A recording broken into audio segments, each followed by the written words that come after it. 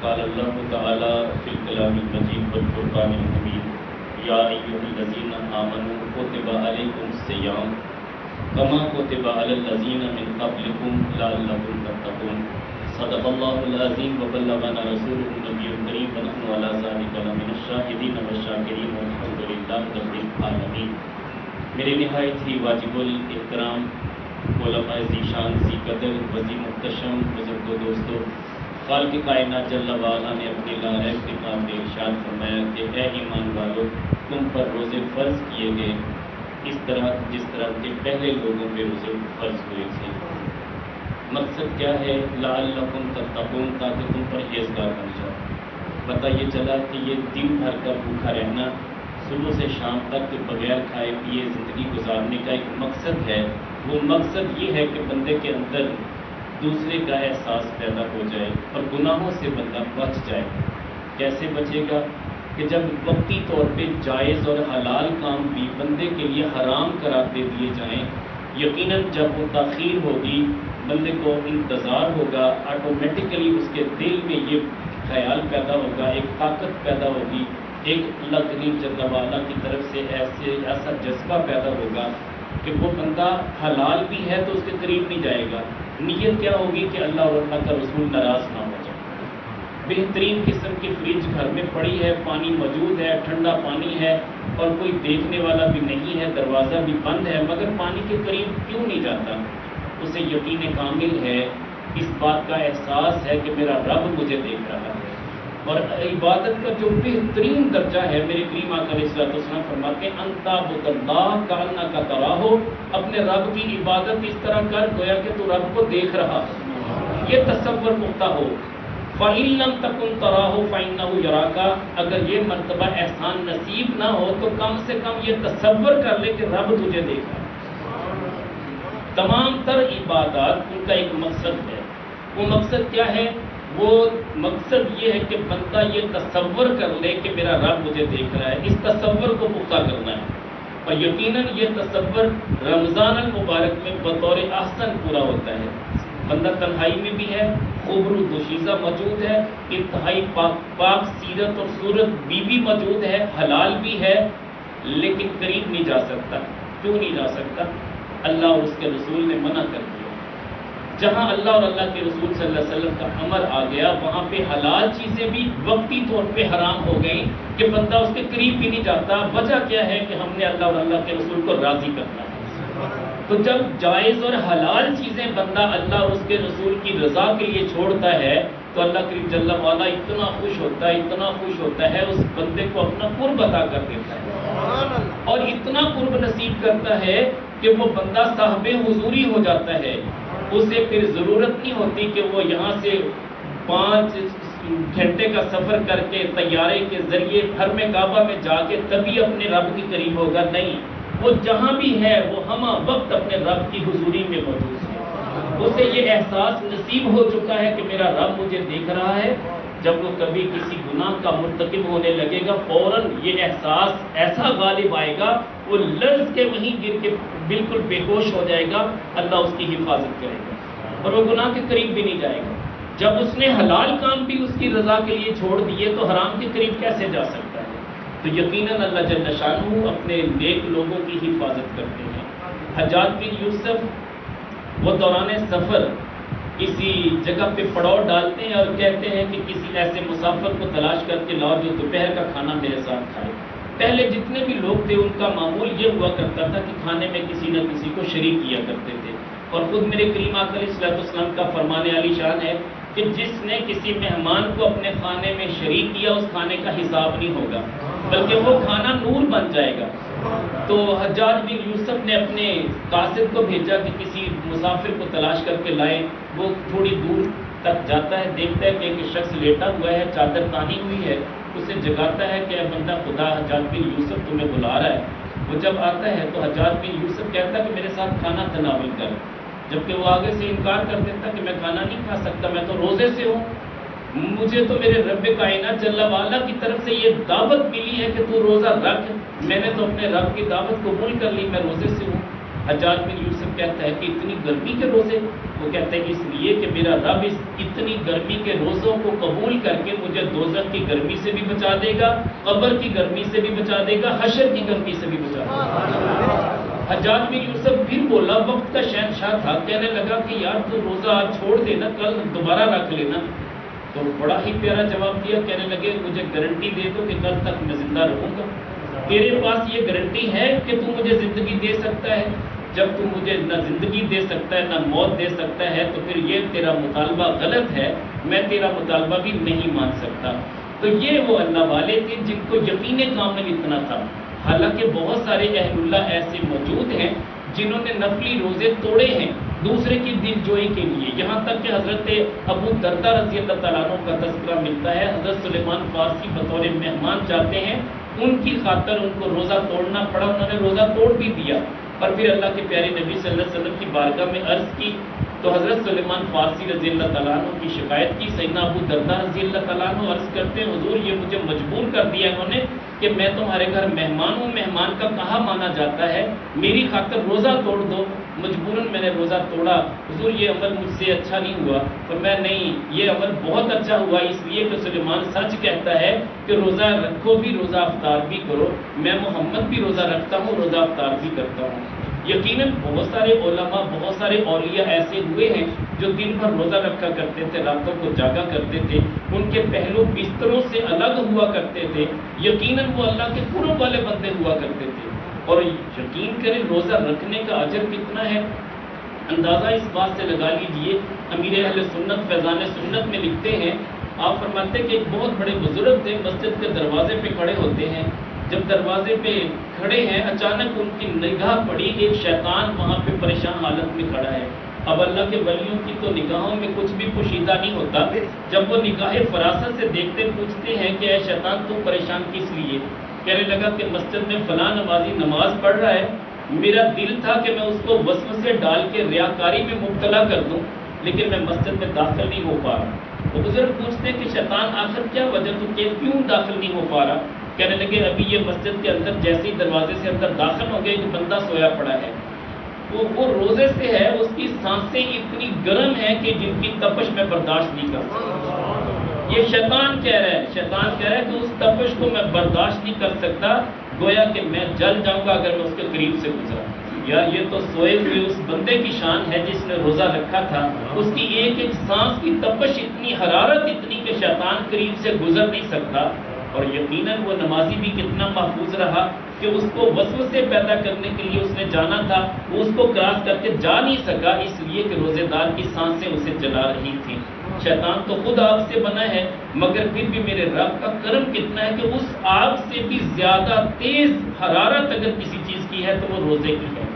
یہ وہ نور ہے جو قیامت کے دن بھی بندے کو نصیب ہوگا، جب بندے کو نفسا نفسی کا عالم ہوگا، کوئی کسی کو جانے گا نہیں، کوئی پہچانے گا نہیں، ہر کوئی ایک دوسرے سے بھاگتا پھرے گا، مگر یہ نور ایسا نصیب ہوگا کہ میدان حشر کی ظلمت میں بھی ایسی نورانیت نصیب ہوگی، ہزاروں میلوں کے فاصلے پہ آپ کا کوئی چاہنے والا ہوگا، آپ اسے دیکھ پائیں گے۔ آپ حیران ہوں گے کہ اتنی طاقت، ہاں میرا رب جسے چاہے گا یہ طاقت عطا کرے گا۔ جہنمی، یہاں تک کہ جہنمی جب دوزخ میں جل رہے ہوں گے، جہنم کہاں ہے؟ تحت ثری سے بھی نیچے، اور جنت ہے مقام علیین میں، ساتوں آسمانوں سے بھی بلند، مگر آسمان والے جنت میں ہوتے ہوئے جہنمیوں کو دیکھ رہے ہوں گے اور کلام کر رہے ہوں گے، پوچھیں گے ما سالہ کا کم فی سقر، تمہیں دوزخ میں کس چیز نے ڈالا؟ وہ کہیں گے لم نکن من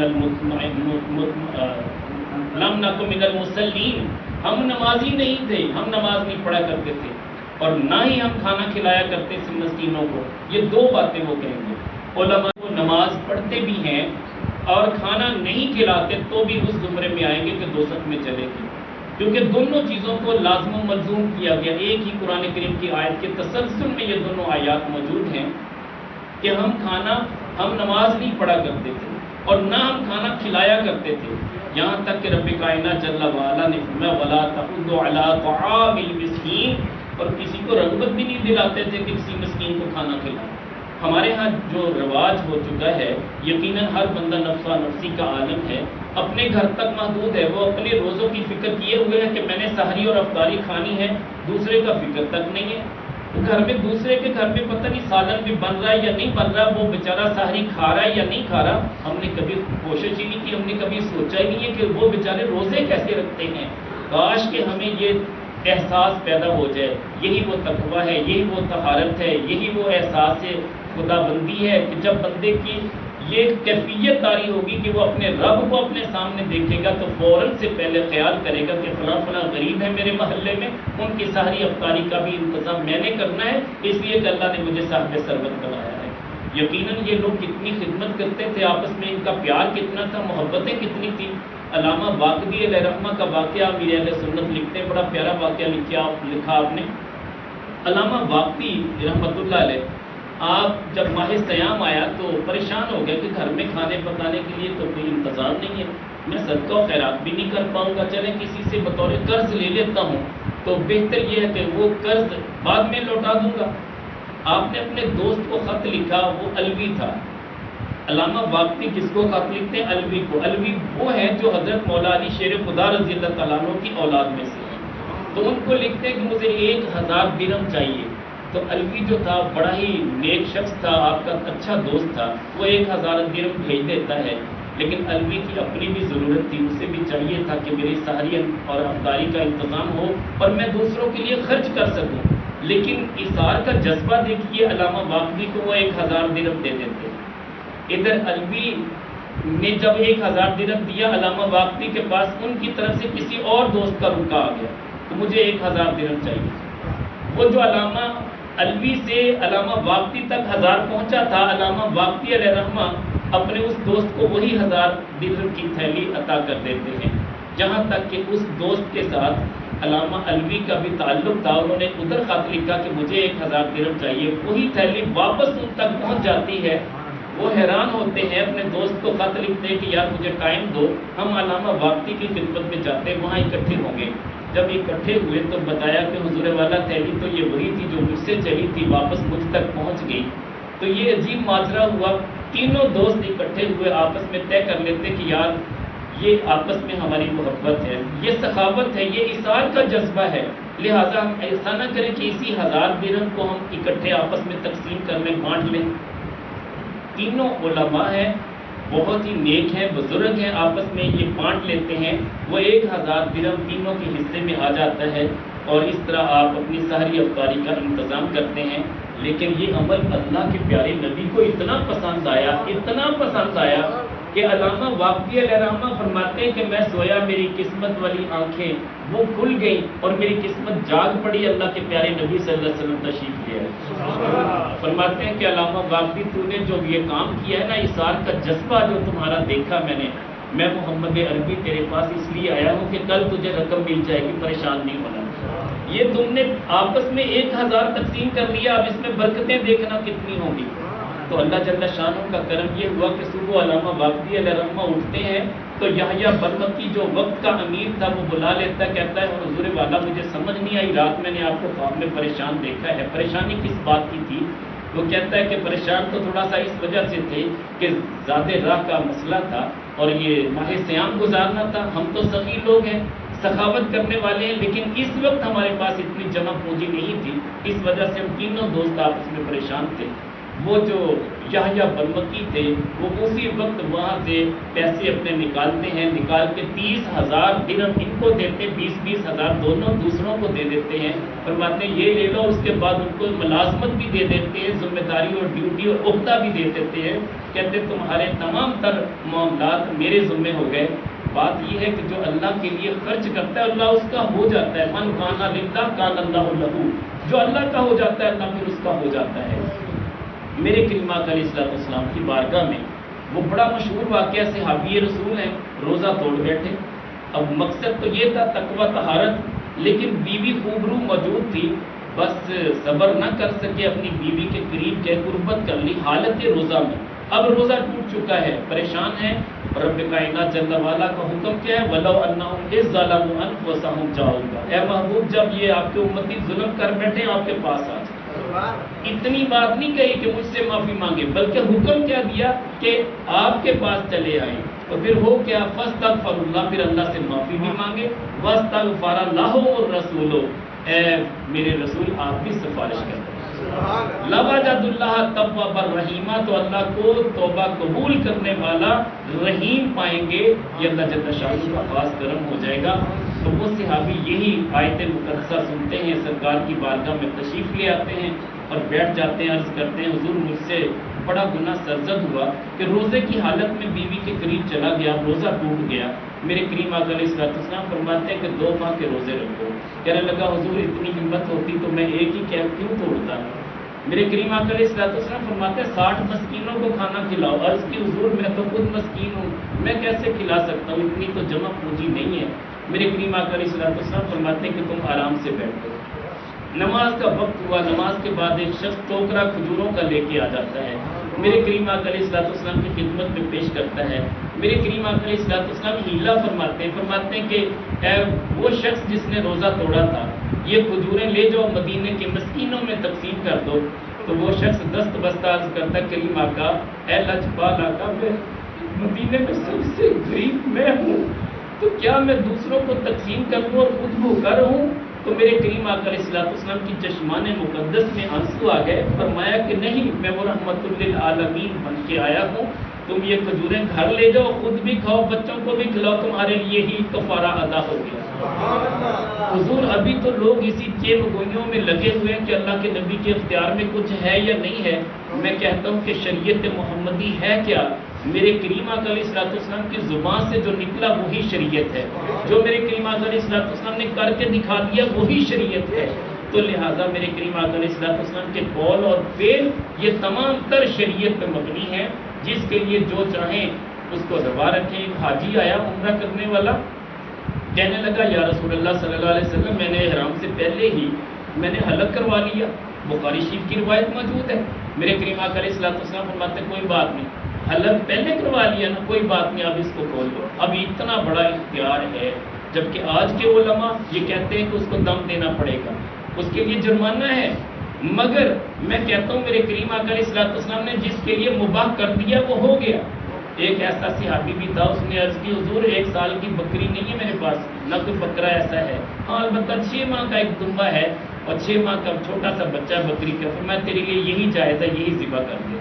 تو میرے کریم آقا علیہ السلام جس کے لیے جو چاہیں روا کر دیں۔ ایک صحابی آئے کہنے لگے یا رسول اللہ صلی اللہ علیہ وسلم، یہ 5 نمازیں مجھ سے نہیں پڑھی جاتی، آپ تو فرماتے ہیں 5 پڑھیں، لیکن میں 5 نہیں پڑھ پاؤں گا، میں تو صرف 2 پڑھ پاؤں گا۔ میرے کریم آقا علیہ السلام نے فرمایا حافظ العصرین، صرف 2 پڑھ لیا کر، ایک فجر اور ایک عصر، تمہارے لیے کافی ہو جائے گی۔ حضور صحابہ اور بھی موجود تھے، عرض کرتے ہیں حضور جس طرح اس نے اجازت دی ہے ہمیں بھی اجازت ہے، فرمایا تمہارے لیے نہیں ہے، اس کے لیے خاص ہے۔ مالک کون مکان صلی اللہ علیہ وسلم جس کے لیے چاہیں جیسا چاہیں وہ کر دیں، وہ مالک ہیں، پوری کائنات کے مالک سرکار تشریف لائے ہیں، اور یقیناً ہمیں فخر ہے اس بات پہ کہ ہم سرکار کی امتی ہیں۔ الحمدللہ ہماری خوش قسمتی ہے کہ ہم اللہ کے نبی کی امتی ہیں، ورنہ 12 نبیوں کا تذکرہ ملتا ہے جنہوں نے یہ خواہش کی تھی کہ یا اللہ ہمیں اپنے محبوب کا امتی بنا دے۔ یقیناً ان کی تو التجائیں اور دعائیں تھیں، ہم نے تو یار دعا بھی نہیں کی تھی، آنکھیں کھولی تو اذان دینے والے نے اذان بھی سنائی اور یہ مجدہ بھی سنایا یہ محمد عربی کا غلام ہے۔ یقیناً خوش قسمت لوگ ہیں، کبھی اپنے آپ کو بدقسمت نہ کہا کرو، آپ بڑے خوش قسمت لوگ ہو۔ اور اللہ جل شانہ کے پیارے نبی صلی اللہ علیہ وسلم نے یہ جو 2 نور ہمیں دیے ہیں نا، ایک نور قرآن، اس کا خیال رکھا کرو، قرآن کریم کی کثرت سے تلاوت کرو۔ یقیناً آپ دیکھیں گے کہ میرے بابا جی حضور آپ کے سامنے مزار مبارک موجود ہے، یہ اپنی زندگی میں 10 سے 12 سپارے روزانہ پڑھا کرتے تھے، یہاں تک کہ یہ روزانہ کا معمول تھا۔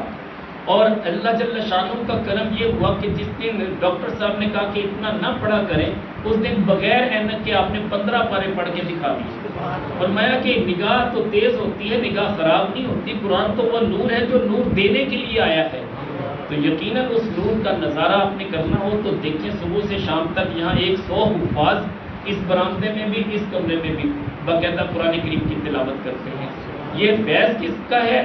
صرف اس وجہ سے کہ میرے بابا جی نے قرآن سے وفا کی تو قرآن بعد میں ان کے ساتھ وفا کر رہا ہے۔ تو یقیناً آپ بھی اگر قرآن کریم کو حفظ جاں بنا لیں گے، اپنے بچوں کو قرآن پڑھائیں گے، خود بھی قرآن کثرت سے پڑھیں گے، یقیناً آپ کی قبر بھی بکا نور بن جائے گی اور قرآن آپ کی قبر پہ پڑھا جائے گا۔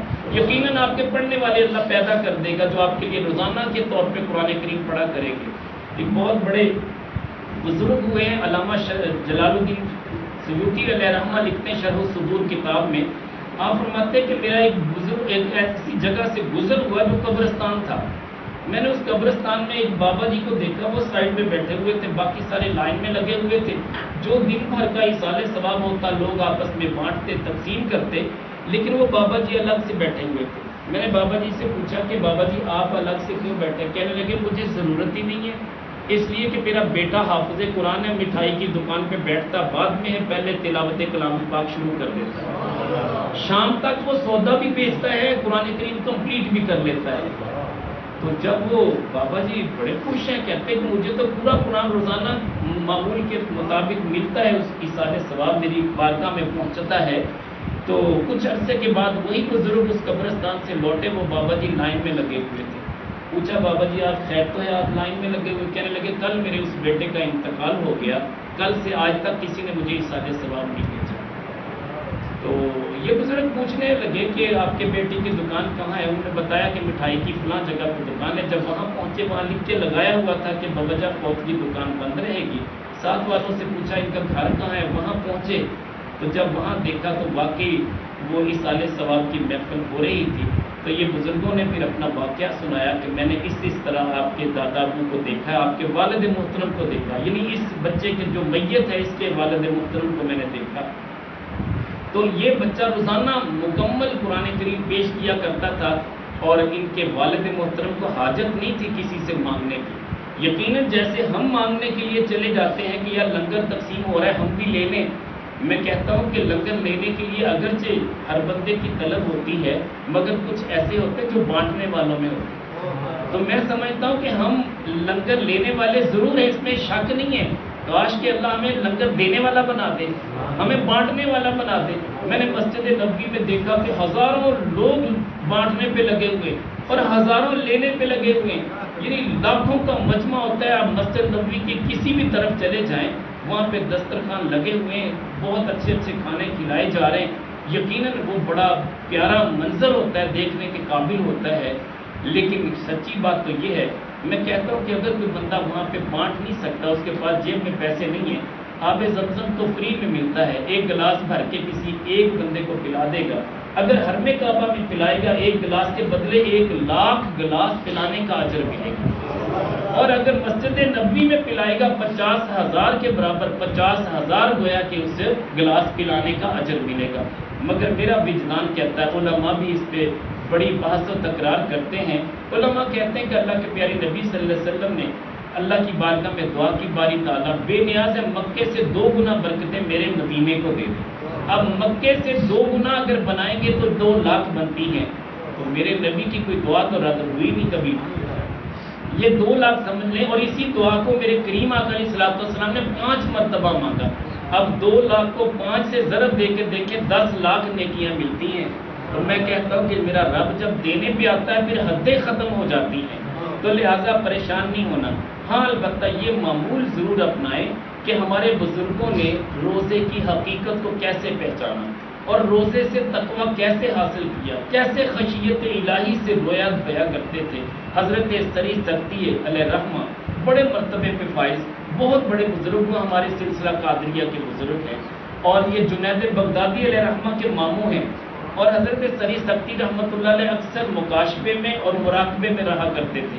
مراقبے میں بیٹھے ہیں، جنت کی حوریں گزر رہی ہیں، جنت کے مناظر سامنے ہیں، ہر جنت کی حور سے آپ پوچھتے کہ تو کس کے لیے، وہ کہتی کہ فلاں نمازی کے لیے، فلاں قرآن پڑھنے والے کے لیے، فلاں روزہ رکھنے والے کے لیے۔ آپ سبھی سے پوچھتے جاتے، حوریں آگے سے گزرتی جاتی ہیں، یہاں تک کہ ایک ایسی خوبصورت حور جب گزرنے لگی پوچھا تو کس کے لیے، اور میں جو اپنے لیے پانی ٹھنڈا نہ کرے، عام نارمل پانی پیے، روزہ افطار کرے، اس کے لیے میں ہوں۔ یہ مخصوص رب کائنات جل وعلا نے کوٹا رکھا ہوتا ہے، جتنے بڑے مرتبے کا بندہ ہوتا ہے اس مرتبے کی حور اس کے حصے میں آئے گی۔ یہ جو حضرت سری سکتی علیہ رحمہ تھے، انہوں نے آب خورے میں پانی رکھا ہوا تھا اور بلند جگہ پہ، تاکہ ہوا کی کراسن کی وجہ سے وہ پانی ٹھنڈا ہو جائے۔ فریجر تو تھی نہیں، برف تو تھی نہیں، معاملہ یہی تھا کہ بس صرف اونچی جگہ پہ رکھتے تھے کچے بٹے میں ڈال کے، ہوا کی کراسن کی وجہ سے وہ پانی ٹھنڈا ہو جاتا۔ تو یار اس کی بھی اللہ کے ولیوں کو حاجت نہیں ہوتی، وہ تو اپنے نفس کی ہمیشہ مخالفت میں لگے رہتے ہیں تاکہ اللہ راضی ہو جائے، اپنی نفسانی خواہشات کے تابع نہیں ہوتے بلکہ نفسانی خواہشات کو اپنے تابع کر لیتے ہیں۔ میرے نانا جی اکثر فرمایا کرتے تھے، مولانا الحاج محمد شریف نقشبندی علیہ رحمہ، آپ فرماتے تھے بیٹا یہ کبھی نفس نہیں مرتا، یاد رکھنا اسے مارنا ہے تو بھوک دے کے مارنا ہے، یہ بھوک سے مرے گا، اس کے علاوہ اس کے مرنے کی کوئی تدبیر ہی نہیں ہے، یہ غالب آ جاتا ہے بندے پہ، یہ نفس ہمارا ایسی چیز ہے، لیکن اس کو مارنا ہے، اس کو بھوکا رکھو، یہ پھر اس کے اندر طاقت نہیں رہے گی، شہوت نفسانی ختم ہو جائے گی، آٹومیٹکلی یہ تمہارے تابع ہو جائے گا۔ تو بہرحال بات یہ چل رہی تھی، آپ حضرت سری سکتی علیہ رحمہ آپ پورا وہاں پہ رکھے ہوئے تھے، حور سے پوچھتے ہیں کس کے لیے، کہنے لگی اس کے لیے جو اپنے آب خورے میں پانی ٹھنڈا نہ کرے، نارمل پانی پیا کرے۔ فرماتے ہیں کہ اگر تو اس بات میں سچی ہے تو میرے اس آب خورے کو گرا دے۔ آپ اونگ کی حالت میں تھے، اس طرح کی کیفیت تھی اور مراقبے میں تھے، اچانک آب خورا گرنے کی آواز آتی، آنکھیں کھولتے ہیں، واقعی آب خورا گر کے پانی نکل چکا تھا، وہ آب خورا ٹوٹ چکا تھا۔ بات یہ ہے کہ اللہ والوں کے تو جو مراقبات ہوتے ہیں وہ بھی سچے ہوتے ہیں، جو خواب ہوتے ہیں وہ بھی سچے کی تقسیم ہے۔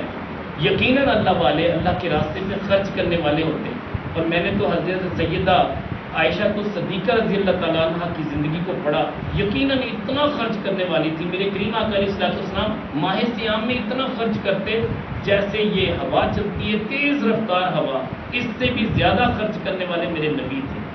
اور حضرت ام عائشہ صدیقہ رضی اللہ تعالیٰ عنہ کو آپ کے بھانجے نے جو اسماء بنت ابو بکر صدیق کا بیٹا تھا، عروہ بن زبیر رضی اللہ تعالیٰ عنہ، انہوں نے 70,000 روپے پیش کیے کہ اماں جی قبول فرمائیں، خالہ جان تھی نا، کہ حضور اماں جی قبول فرمائیں آپ، تاکہ ماہ سیام اچھا گزر جائے گا۔ آپ نے 70 کا 70,000 ایک ہی دن میں خیرات کر دیا، ایک درہم بھی اپنے پاس نہیں رکھا۔ حضرت عبداللہ بن زبیر وہ بھی آپ کے سگے بھانجے تھے، اسماء بنت ابو بکر صدیق رضی اللہ تعالیٰ عنہ کے بیٹے تھے، اور حضرت عبداللہ بن زبیر وہ ہیں جنہوں نے امام علی مقام کے حوالے سے بڑا ساتھ دیا ہے، ان کا تذکرہ بھی انشاءاللہ کبھی تفصیلی کریں گے۔ تو حضرت عبداللہ بن زبیر رضی اللہ تعالیٰ عنہ آپ فرماتے ہیں کہ میں نے دیکھا کہ خالہ جان کے پاس 1,00,000 درہم آیا، 1,00,000 درہم آیا، میرے بیٹھے بیٹھے اماں جان نے تقسیم کرنا شروع کیا، شام سے پہلے سارا تقسیم کر دیا۔ خادمہ آئی کہنے لگی کہ اماں جی روٹی کے لیے تو پیسے نہیں ہیں گھر میں، 1 درہم تو رکھ لیتے، اور میں بیٹا تم پہلے بتا دیتی کہ آج کی روٹی کے پیسے نہیں ہیں تو میں 1 درہم رکھ لیتی، تو نے بتایا ہی نہیں، کوئی بات نہیں آج کھجوروں پہ افطاری کر لیتے۔ حضور یہ وہ گھرانہ ہے، ہم تو ان لوگوں کے پروردہ ہیں جنہوں نے اس طرح کے روزے رکھے تھے۔ آج اللہ نے ہمیں عیدیں کروائی ہیں، یقیناً ہمارے پاس اللہ نے تمام طرح کے مال و اسباب دیے ہیں، ہمارا یہ فرض بنتا ہے کہ ہم اپنے ساتھ ان غرباء کو، ان مساکین کو شامل کر لیں جن بیچاروں کو نان و نفقہ موجود نہیں ہے، جن کے پاس کھانے کے لیے ساری افطاری کا انتظام نہیں ہے۔ یہ ضروری نہیں ہے کہ آپ اپنے دسترخوان پہ بلائیں، یہ ضروری نہیں ہے، اس کی عزت نفس کو بھی مجرور نہ کریں، بلکہ در پردہ اس کو اس طرح دیں کہ پتہ ہی نہ چلے۔ امام زین العابدین علیہ السلام آپ 100 گھروں میں روزانہ کی بنیاد پہ آپ نکلتے، ہر گھر میں کچھ نہ کچھ ڈال دیتے، یہاں تک کہ 100 سونے کی اشرفیوں کی تھیلیاں 1 مہینے کے اندر 100 گھروں میں ڈالتے۔ جیسے جیسے آپ کے پاس مال و دولت آتا لوگ ہدیے دیتے، آپ ان میں سے جو قیمتی بیش قیمت دینار ہوتے، جو سونے کے سکے ہوتے، ان کو جمع کرتے، تھیلیاں بناتے، رات کے اندھیرے میں اپنی اولاد کو بھی نہیں بتاتے تھے، کسی ملنے والے کو بھی نہیں بتاتے تھے، اکیلے تشریف لے جاتے، بس جاتے جاتے گھر میں تھیلی پھینک دیتے، اگلے دن پھر چلے جاتے کسی اور گھر میں، اگلے دن پھر پورا مہینہ یہ عمل جاری رہتا، جہاں تک کہ 100 ایسے گھر آپ نے منتخب کیے ہوئے تھے کہ 100 گھروں میں سونے کی اشرفیاں آپ مہینے میں ایک بار ضرور ڈالا کرتے تھے، گویا کہ ہر گھر میں 1 ماہ میں 1 تھیلی چلی جاتی تھی، جس سے اس کا گزر بسر اچھا ہوتا تھا۔ اور بعض اوقات ایسا بھی تھا کہ ظاہری خدمت بھی کرتے تھے، ظاہری خدمت کے لیے اپنے لگتے جگر کو ساتھ بلاتے، صاحبزادوں کو ساتھ لیتے، خدام کو ساتھ لیتے، اپنے کاندھے پہ بوریاں اٹھاتے، اس میں اناج بھی ہوتا، اس میں گھی بھی ہوتا، اس میں آٹا بھی ہوتا، اس میں ستو بھی ہوتے، یہ سب کچھ لے کے، کھجوریں لے کے اپنے کاندھوں پہ اٹھا کے لے کے جاتے۔ جب آپ کا وصال ہوا اس وقت آپ کی پشت پہ جو نشان دیکھے گئے وہ اس قدر نشان تھے، بوجھ اٹھا اٹھا کے نشان بن چکے تھے۔ یہ وہ گھرانہ تھا جو بانٹنے والا تھا۔ یقیناً یہ تو وہ تھے جو اپنے دشمنوں کو بھی ہدیے اور تحفے دے کے روانہ کیا کرتے تھے۔ 3 دن کے لیے امام علی مقام کا جو قاتل تھا وہ آپ کا مہمان بنا، آپ نے اس کی مہمانداری کی، اس کی خدمت کی، اس کو اشرفیوں سے نوازا۔ وہ جاتے ہوئے کہنے لگا حضور آپ نے مجھے پہچانا نہیں، اور میں نے تو اس دن ہی پہچان لیا تھا۔ کہنے لگے پھر آپ نے حضور مجھے کچھ بھی نہیں کہا، فرمایا وہ تمہارا کام تھا، یہ ہمارا کام ہے جو ہمارے جد امجد۔ نعرہ تکبیر، نعرہ رسالت، نعرہ حیدری۔ جو ہمارے جد امجد نے ہماری تربیت کی ہے ہم نے تو وہی کرنا ہے۔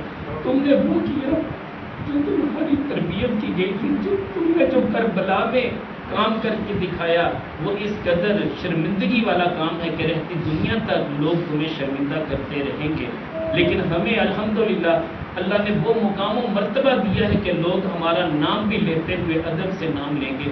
امام علی مقام ہے، امام حسن ہے، خوبصورت لباس پہنا ہوا ہے، اور اتنا خوبصورت لباس ہے، ایک ایسا بدبخت اور منافق آتا ہے آپ کے لباس کو پکڑ کے پوچھتا ہے کہ یہ سوٹ کتنے میں لیا؟ آپ نے فرمایا کہ یار چھوڑ دو، اللہ نے مجھے دیا ہے۔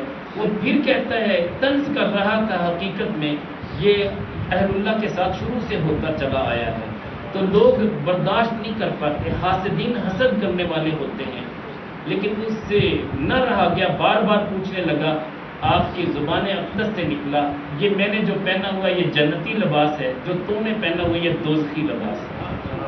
کبھی بھی کسی اللہ والے کو اس طرح ٹارچر نہ کیا۔ یقیناً اللہ ان کو دیتا ہے، اور آپ کسی کو بھی حسد کی نگاہ سے نہ دیکھیں۔ اگر اللہ نے کسی کو دیا ہے نا اس پہ خوش ہو یار، دعا کیا کریں یا اللہ جس طرح اس پہ کرم کیا مجھ پہ بھی کرم کر دے، رشک کیا کریں، حسد نہ کیا کریں۔ حسد نیکیوں کو اس طرح کھا جاتا ہے جیسے آگ لکڑی کو کھا جاتی ہے، تو لہٰذا ہم نے اپنے تمام تر اعمال کو اکارت کر لیا۔ پتہ چلا کہ 40 سال گزر گئے، نمازیں بھی کبھی ہم نے نظر انداز نہیں کی تھی، ہم نے قرآن کی تلاوت بھی نہیں چھوڑی تھی، ہم نے روزہ بھی نہیں چھوڑا تھا، مگر پھر بھی نامہ اعمال میں جھانک کر دیکھا تو دامن میں کچھ بھی نہیں تھا۔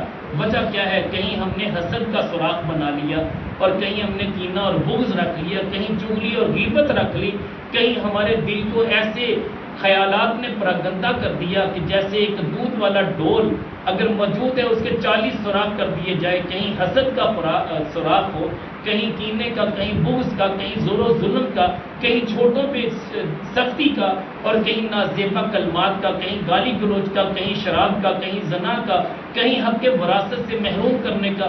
یہ 40 کے 40 سوراخ اس کین کو جو دودھ سے بھر کے رات کو رکھی تھی، صبح دودھ کا ایک قطرہ بھی اس میں نہیں رہنے دیں گے، تو لہٰذا ہم نے بھی اپنے ان 40 سوراخوں کو بند کرنا ہے۔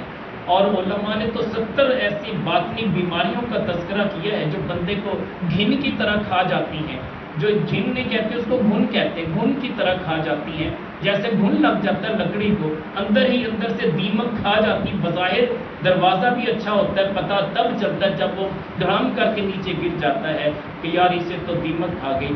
یقیناً ہمارے ساتھ بھی ایسا ہی ہوا کہ بچپن سے لے کے جوانی تک، جوانی سے بڑھاپے تک ہم عبادت میں لگے رہے، مگر لوگوں کے اوپر ہم نے زور و ظلم بھی نہ چھوڑا، ہم نے اللہ کے نبی کی سنتوں کو بھی پامال کیا، اور حسد بھی ہمارے سینے میں اسی طرح رہا، کینہ بھی رہا، بغض بھی رہا، چغلی اور غیبت بھی رہی۔ نتیجہ یہ ہوا کہ دامن خالی کا خالی رہا۔ اگر اس دامن کو بھرنا چاہتے ہو، کبھی بھی اللہ کے کسی بھی ولی کی بارگاہ میں جاؤ، اپنے دامن کو ایسے کشکول بنا کے سیدھا رکھو، کبھی وسوسوں کے شکار نہ ہو، کبھی ایسا خیال اور گمان نہ کرو، کبھی ان کے بارے میں کبھی بدگمانی نہ کرو۔ اگر کرو گے تو یہ سارے کے سارے اعمال اکارت ہو جائیں گے۔ تو یقیناً باتیں بہت ہیں، میں اپنی 5 منٹ میں کمپلیٹ کروں گا انشاءاللہ۔ حضرت ایسے پیارے بزرگ ہیں، یہ بھی ہمارے سلسلہ عالیہ قادریہ کے بزرگ ہیں۔ آپ اتنے تقویٰ طہارت کے مالک تھے، جب عبادت میں مشغول ہوتے استغراقی کیفیت ایسی پیدا ہوتی کہ آپ کو ہوش نہ رہتا کہاں بیٹھیں۔ دھوپ نکل آتی، سورج نکل آتا، یہاں تک کہ تپتی ہوئی دھوپ میں آپ کو احساس تک نہ ہوتا، آپ عبادت میں مشغول رہتے۔ کبھی کبھی امی جان دیکھ لیتی، کہتی بیٹا اٹھ کے دھوپ سے چھاؤں میں آ جاؤ نا۔ کہتے امی جان مجھے تو اس سے بھی ڈر لگتا ہے کہیں یہ بھی اتباع شہوت نہ ہو جائے، اپنے دل کی شہوت یا دل کا خیال، دل کی تمنا پوری کرنے والی بات نہ ہو جائے، کہیں ایسا نہ ہو جائے کہ میں اپنی خواہشات والا بندہ کہلاؤں، کہ میری خواہش میرے دل میں جنم لی کہ میں اٹھ کے چھاؤں میں چلا جاؤں، کہیں ایسا نہ ہو جائے کہ میں خواہشات کا بندہ رہ جاؤں۔ میں چاہتا ہوں کہ میں جہاں بیٹھا ہوں یہ میرے رب کی مرضی ہے، میں جب تک وہ مجھے اپنی بارگاہ میں بٹھائے رکھے میرے لیے یہ سعادت ملتی ہے۔ ایک دن اب کچھ لوگ آئے آپ کی خدمت میں، آپ تشریف فرما کے گھڑا دھوپ میں پڑا تھا، لوگ کہنے لگے کہ حضور گھڑا دھوپ میں پڑا ہے تو آپ اس کو اٹھا کے چھاؤں میں کیوں نہیں رکھتے؟ کہتے ہیں کہ یار مجھے شرم آتی کہ اپنی ذات کے لیے، اپنے نفس کی خواہش پوری کرنے کے لیے اس گھڑے کو میں چھاؤں میں رکھوں تاکہ یہ پانی ٹھنڈا ہو جائے۔ نہیں یار نہیں، میں نے تو مسافر کی زندگی بسر کرنی ہے، میں تو چند دنوں کا مہمان ہوں یہاں پہ، یہ پانی گرم بھی ہو ٹھنڈا بھی ہو یہ سب میرے لیے جائز ہے، اور میں سمجھتا ہوں کہ اللہ کی اتنی بڑی نعمت ہے، اس کا تو ایک قطرہ بھی نصیب ہو جائے تو بندہ خوش ہو جاتا ہے۔ ورنہ ایسے ایسے لوگ بھی ہیں جنہوں نے ایک گلاس پانی کے بدلے میں پوری حکومت بیچ ڈالی تھی۔ بات یہ ہے کہ جس کو پانی کی قدر ہے وہ کبھی کربلا والوں سے پوچھیں کہ پانی کی اوقات اور حیثیت اور قدر و قیمت کتنی تھی۔ چاہتے تو ایک ایڑی لگاتے، اگر اسماعیل علیہ السلام کی ایڑی سے پانی نکل سکتا ہے کیا امام علی؟ اور میں کہتا ہوں مجھے قبلہ ہاشمی میاں کی بات یاد آ گئی، آپ فرماتے ہیں کہ 6 ماہ کا جو علی اصغر جو جھولی میں تھا اسے زمین پہ کیوں نہیں لٹایا گیا، اس کی حکمت کیا تھی؟ وہ کہتے ہیں کہ ڈر یہی تھا کہ یہ 6 ماہ کا علی اصغر جب ریت پہ لٹا دیا جائے گا یقیناً یہ اپنی ایڑی زمین پہ لٹائے گا، اور اللہ کی رحمت کو یہ گوارا نہیں ہوگا کہ اس سے چشمہ جاری نہ کرے۔ یہ وہ میرے کریم آقا علیہ الصلوۃ والسلام کی صاحبزادی سیدہ فاطمہ الزہرا سلام اللہ علیہا، ان کے لخت جگر اور ان کی اولاد کا واقعہ ہے۔ حضور والا یہ ضمناً میں اس لیے بات کر رہا ہوں، آپ کہیں گے کہ یار موضوع کوئی تھا لیکن اس میں اہل بیت کی شان کو کیوں ایڈجسٹ کیا؟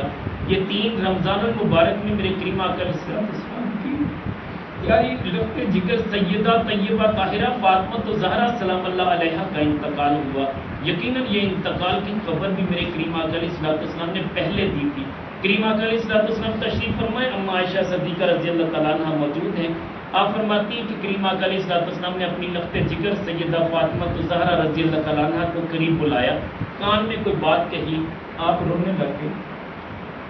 تو کچھ دیر کے بعد جب دیکھا کہ سیدہ فاطمہ رو رہی ہیں، میرے کریم آقا علیہ الصلوۃ والسلام نے برداشت نہ کیا، پھر قریب بلایا، کان میں کچھ بات کہی، آپ مسکرانے لگے۔ تو اما عائشہ صدیقہ رضی اللہ تعالیٰ عنہ فرماتی میں نے بڑا پوچھا کہ بیٹی مجھے بتاؤ تو صحیح آخر بات کیا تھی؟ تو سیدہ طیبہ طاہرہ فرماتی میں نے اپنے ابو سے یہ راز کی بات ہے، وعدہ کیا ہے کہ جب تک آپ دنیا میں رہیں گے میں یہ بات نہیں بتاؤں گی، اور سرکار نے مجھ سے وعدہ کیا ہے۔ جب میرے کریم آقا علیہ الصلوۃ والسلام کا وصال ظاہری ہوا تو اما عائشہ صدیقہ رضی اللہ تعالیٰ عنہ نے پوچھا کہ اے بیٹی اب تو بتاؤ نا کہ آخر وہ واقعہ کیا تھا؟ جب رونے لگ گئی پھر ہنسنے لگ گئی، تو عرض کرتی ہیں کہ پہلے میرے بابا جان نے مجھے کہا کہ فاطمہ اب میں دنیا سے جانے لگا تو ان قریب میں یہاں سے چلا جاؤں گا، تو صبر کا دامن تھام لینا۔ اور فرماتی کہ میں رونے لگ گئی، مجھے اپنے باپ کی جدائی کا جب احساس ہوا کہ ایسا ہونے والا ہے تو میں رونے لگ گئی، تو مجھے سرکار دو جہاں مالک کون و مکان صلی اللہ علیہ وسلم نے پھر قریب بلایا اور بلا کے پھر فرمایا کہ تم پریشان نہ ہو، میرے اہل بیت میں سب سے پہلے تم مجھ سے ملو گی۔ میرے کریم آقا علیہ الصلوۃ والسلام کی حیات طیبہ کے فوراً بعد 6 ماہ کے اندر سیدہ طیبہ طاہرہ فاطمہ الزہرا سلام اللہ علیہا کا انتقال ہو گیا۔ اب ان کی عمر مبارک کتنی تھی آپ ذرا اندازہ لگائیے، 41واں برس تھا جب پیدا ہوئی تھی میرے کریم آقا علیہ الصلوۃ والسلام کی یہ لخت جگر 41ویں سال یعنی 40ویں سال میں کریم آقا علیہ الصلوۃ والسلام نے اعلان نبوت فرمایا۔ اعلان نبوت کے 1 سال بعد جو متفقہ قول ہے، حالانکہ 35 برس کی عمر کا بھی تذکرہ ہے، 39 برس کا بھی تذکرہ ہے، لیکن جو معتبر روایت موجود ہے وہ یہی ہے کہ 41ویں برس سیدہ طیبہ طاہرہ فاطمہ الزہرا سلام اللہ علیہا پیدا ہوئی۔ اب 41 سے لے کے 63 برس تک کی عمر کا لگا لیجئے، یہ تقریباً کوئی 22 سال بن گئے، اور 6 ماہ اور مزید لگا لیجئے، یہ 22 سال 6 ماہ کی نوجوان بیٹی دنیا سے رخصت ہوئی، لیکن اپنا لفظ جگر امام حسن اور امام حسین ایسا دے کے گئی ہیں کہ رہتی دنیا تک ان کا نام زندہ اور جاوید ہے۔ تو یقیناً ہم ان خاندانوں سے پیار کرتے ہیں جو میرے مصطفیٰ کے گھرانے ہیں، جو اہل بیت کا گھرانہ ہے یا صحابہ کا گھرانہ ہے، دونوں ہی شانوں والے ہیں۔ تو یقیناً ان کے نقش قدم پہ چلتے ہوئے ہم نے زندگی بسر کرنی ہے۔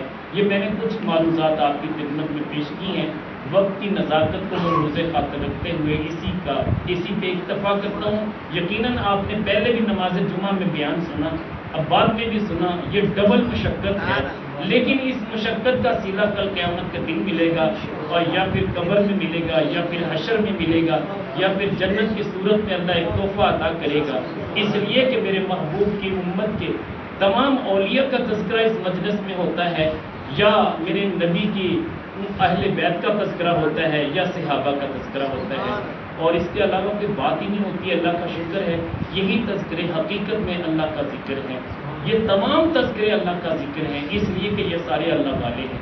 اللہ والوں کا ذکر گویا کہ اللہ کا ذکر ہے۔ اللہ کریم جل وعلا ہمیں اس پہ عمل کی توفیق دے، اور اس پہ اکتفا کرتے ہیں، اور اس امید کے ساتھ کہ آپ سب لوگ بڑے اہتمام کے ساتھ نماز تراویح پڑھیں گے، اور قرآن کریم کی کثرت سے تلاوت کریں گے، کثرت سے توبہ استغفار کریں گے، اور ہمیشہ ہمیشہ اپنی پیشانی کو اللہ کی بارگاہ میں جھکائے رکھیں گے۔ یقیناً ہمارے لیے یہ نور قیامت کے دن بھی ہوگا، قبر میں بھی ہوگا، اور یہ وہ نور ہے جو قبر میں بھی منکر نکیروں کو بھی سائڈ پہ کر دے گا۔ یہ قرآن کا نور آ جائے گا، ادھر سورہ ملک آ جائے گی، ادھر سورہ کہف آ جائے گی، اور کبھی یقین کریں روزہ ڈھال بن کے آ جائے گا۔ ہماری حفاظت کے لیے یہ بڑا سامان ہے، یقیناً بڑا سامان ہے، مگر اس سامان کو بے قدری کے ساتھ نہ رولیں۔ سچی بات ہے، دکھ ہوتا ہے کہ جب پتہ چلتا ہے کہ یار دن بھر میں نوجوان بندہ روزہ نہیں رکھتا، دن بھر میں بڑا ہی صاحب حیثیت ہے، خرچ نہیں کرتا، نہ رات کو جاگنا نصیب ہے، نہ ماں باپ کی خدمت نصیب ہے، نہ اللہ کی بارگاہ میں، اللہ کے نبی کی بارگاہ میں درود و سلام نصیب ہے، تو یار کیسے بے وفا مسلمان ہیں۔ کاش کہ ہمیں وفاداری آ جائے، ہم صحیح معنوں میں مسلمان بن جائیں، اور اپنے تمام اعضاء کو اتنا محفوظ کر لیں کہ ہمارے ان تمام اعضاء کے شرور سے تمام مسلمان محفوظ رہ جائیں۔ اللہ کریم جل وعلا اس پہ عمل کی توفیق دے، وما علینا الا البلاغ۔